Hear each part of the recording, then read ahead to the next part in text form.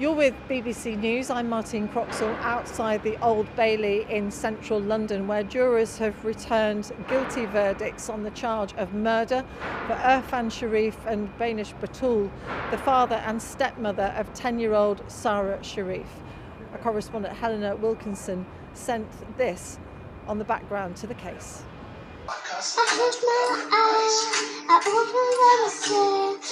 Sara Sharif loved to sing and play the guitar. She was a confident, caring little girl. But in August last year, Sara died after months of brutal violence. Your daughter has died? I killed my daughter. I killed my daughter. More than a day after Sara had died, her father made the call to the police. My daughter is dead. Who's killed your daughter? It's me. He had left Sara's body alone at home in Woking in Surrey and fled with his family to Pakistan. Police! As Sara's father was still on the phone to the police, officers were already inside the house. Police, hello? Upstairs, under covers in a bunk bed, they found Sara's body. Her father had left a handwritten note. "Love you, Sara. It's me, Sara Sharif, who killed my daughter by beating."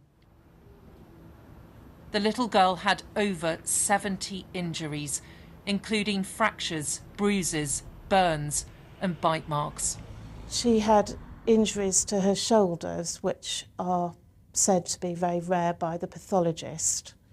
And she had lots of rib injuries. So you can imagine the fractured ribs, the pain that would have been causing. Sara's blood was discovered on this cricket bat, and her father used this metal pole to beat her with. Your travel dates, please. I'll leave as possible tomorrow. With Sara's body upstairs, desperate to leave, Sara Sharif and his wife were making plans to flee. And return? Single. Hours later, the family were at Heathrow, heading for Pakistan. But after a month on the run, Sara's father, stepmother and uncle Faisal Malik returned to the UK and were immediately arrested.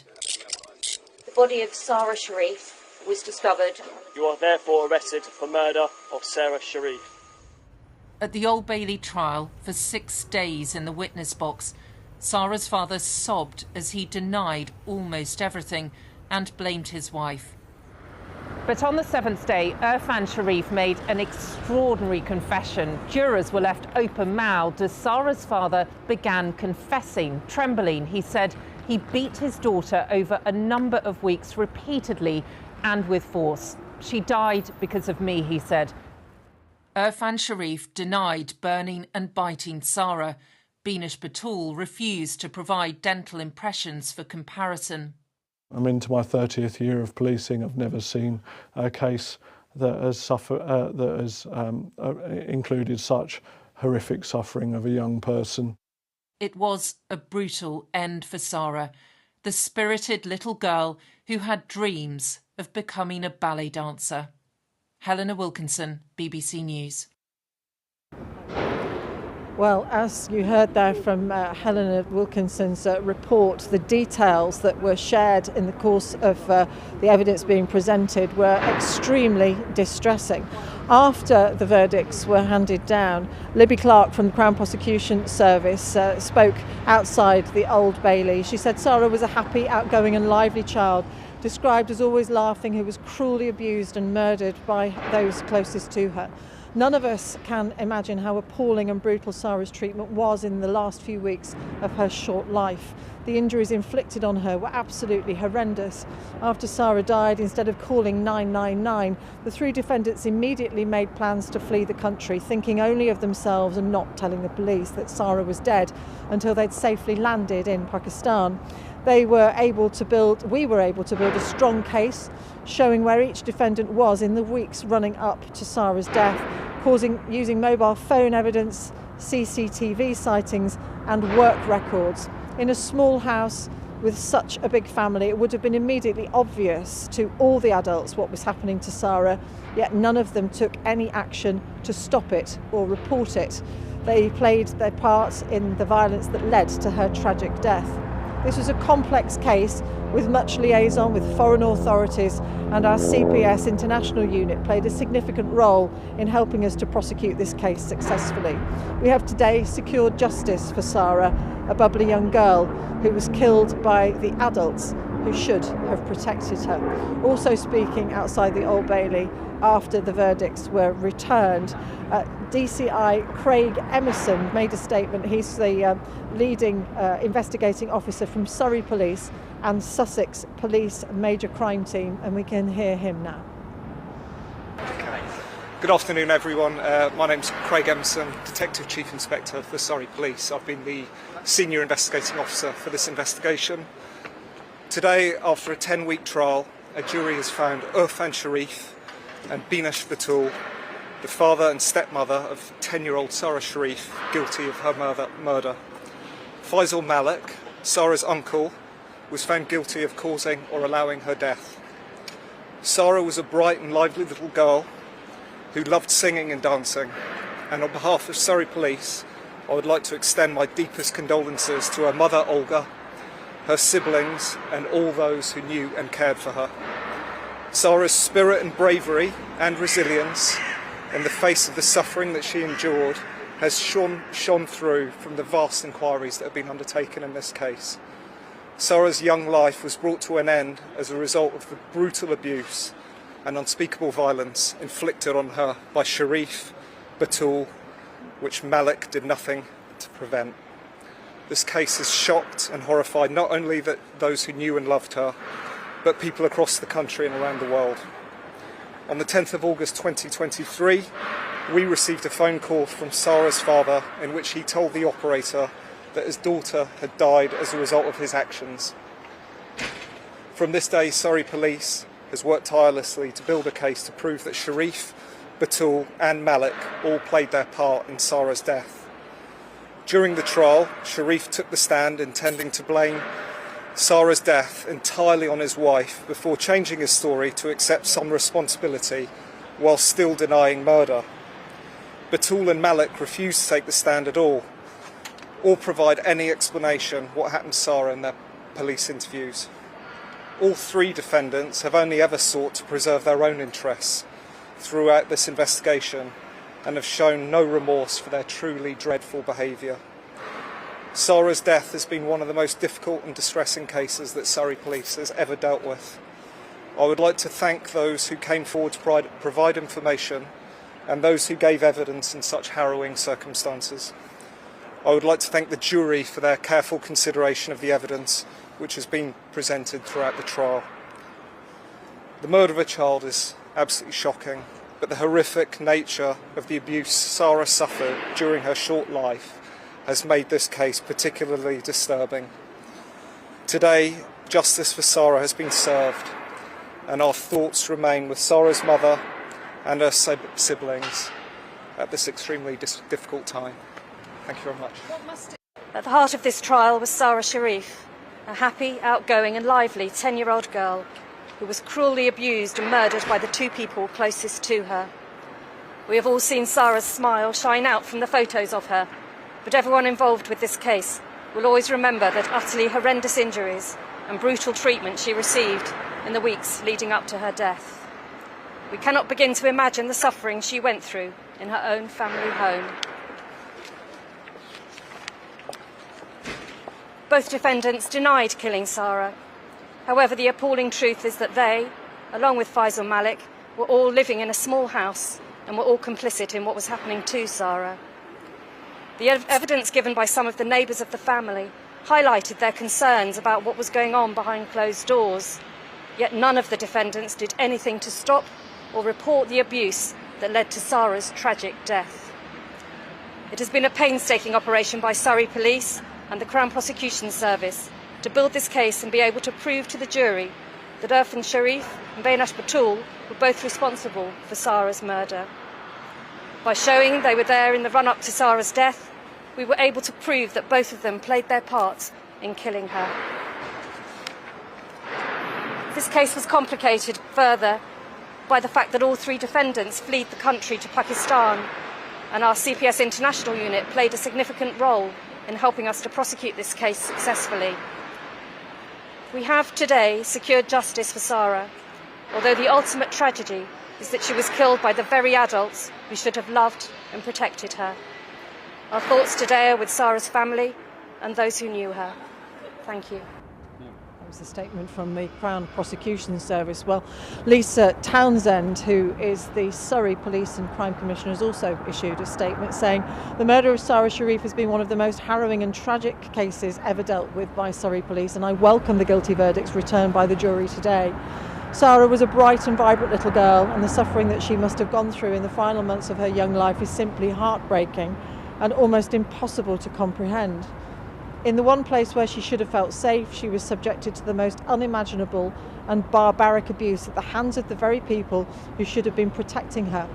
Upon her death, instead of summoning help or accepting any responsibility for what they had done, they fled the country. Since that day, they have consistently sought to avoid blame for the sheer evil they inflicted upon Sara over a prolonged period of time.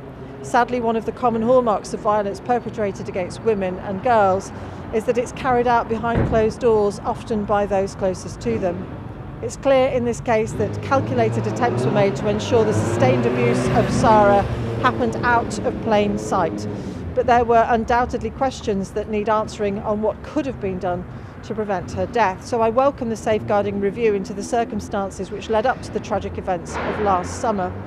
This was a challenging and complex international investigation, and I want to thank all those agencies involved, both in the UK and Pakistan, for their cooperation and assistance. I also want to thank all of the officers and staff who've worked so hard to bring Sara's killers to justice. It goes on to say that I commend the painstaking work of our amazing forensic teams who were able to uncover the true scale of horrifying abuse that Sara suffered. I can only admire the professionalism and diligence all those involved in this investigation displayed in securing the appalling but vital evidence which was put before the court and enabled the jury to return their guilty verdicts. And she finishes by saying, they have been driven throughout by a pursuit of justice for Sara. That justice has been secured today, and I know this case will stay with them forever. So concerns clearly had been raised at various times, but during the course of the trial, the court heard from one of Sara's teachers that she was essentially a happy child, often bubbly, could be sassy, very spirited, bold and fierce when she wanted to be heard, when she had something to say, that she loved to be on the stage and singing and performing. That was her happy place. But she had been removed on a couple of occasions by her family from school after the school raised concerns and social services came in and made inquiries, but no further action was taken after Sara began wearing a hijab to cover the bruises on her face. Well, our correspondent Daniel Sanford now looks at how and when those concerns were raised. Special messages for her. In Sara Sharif's old classroom, memories of a much-loved school friend collected after her death. Her head teacher recalling mostly music and joy. Sara was a very caring, very confident little girl who was just smiling all of the time and was such a cheerful little girl. And what we remember is she was an absolute chatterbox. She would write songs all of the time and she would sing to anyone who would listen. And I remember saying to her, Sara, what do you want to do when you grow up? And she said to me, I want to sing. Should I want to be on X Factor? Shouldn't I want to win it? But behind the smiles, Sara had a very troubling life. Serious domestic violence in her family meant social services were involved even before she was born, and she was twice in foster care in her first 3 years. After her parents separated, she lived with her Polish mother, Olga Sharif, until the age of 6. But allegations of violence against her mother meant she moved back in with her father and his new family in 2019. At each step on the way, Surrey County Council social services were involved. But her father's home was full of vicious arguments and punishment beatings. Her stepmother, Beenish Batul, once messaged her sister, Irfan beat the crap out of Sara and my mind is all in bits. She's covered in bruises, literally beaten black. In March last year, Sara Sharif's school noticed bruising on her face. Children's Services got involved again, but their 6-day investigation ended with them telling the school to take no further action, but continue monitoring. A month later, in April, her father took her out of school, so no monitoring was possible.